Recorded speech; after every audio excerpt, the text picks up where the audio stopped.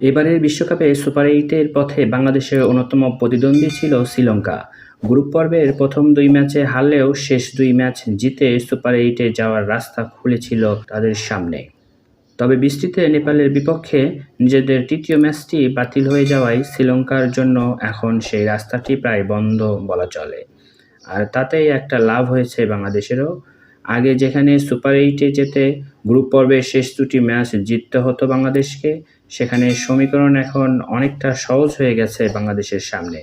শেষ ২ ম্যাচে একটিতে বাংলাদেশ জয় পেলেও বিদায় নিশ্চিত হয়ে যাবে শ্রীলঙ্কার।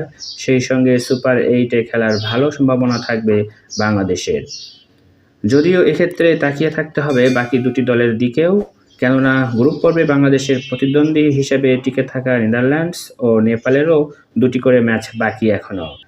যদিও পয়েন্ট টেবিলের হিসাবে এই দুটি দলের চেয়ে এগিয়ে আছে বাংলাদেশ, তাছাড়া নেদারল্যান্ডস ও নেপালের থেকেও বাংলাদেশের সমীকরণটা কিছুটা হলেও অনেক সহজ, কেননা শেষ ২টি ম্যাচে নেদারল্যান্ডসকে খেলতে হবে বাংলাদেশ ও শ্রীলঙ্কার বিপক্ষে। অন্যদিকে নেপালকে খেলতে হবে বাংলাদেশ ও দক্ষিণ আফ্রিকার বিপক্ষে। নেপালের জন্য নিশ্চিত সহজ হওয়ার কথা নয় পরের ২ ম্যাচ জেতা। আর তাছাড়া শেষ ২ ম্যাচে জিতলেও বাকিদের উপর তাকিয়ে থাকতে হবে নেপালকে। আর কোনো কারণে একটি ম্যাচ হারলেও নিশ্চিত হয়ে যাবে তাদের বিদায়।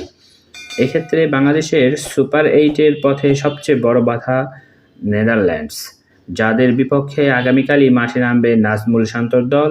এই ম্যাচটা তাই একরকম নকআউট ম্যাচে পরিণত হয়েছে বাংলাদেশ দলের জন্য, যেখানে জয় পেলে নিশ্চিতভাবেই বাংলাদেশ এক পা দেওয়া হয়ে যাবে সুপার এইটে।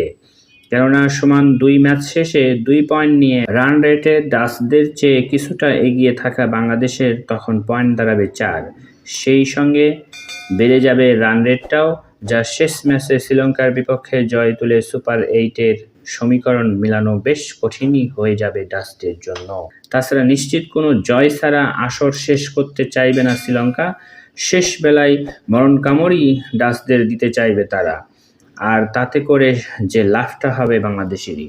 ধন্যবাদ সবাইকে। আমাদের ভিডিওগুলো ভালো লাগলে অবশ্যই চ্যানেলটি সাবস্ক্রাইব করে আমাদের পাশেই থাকবেন।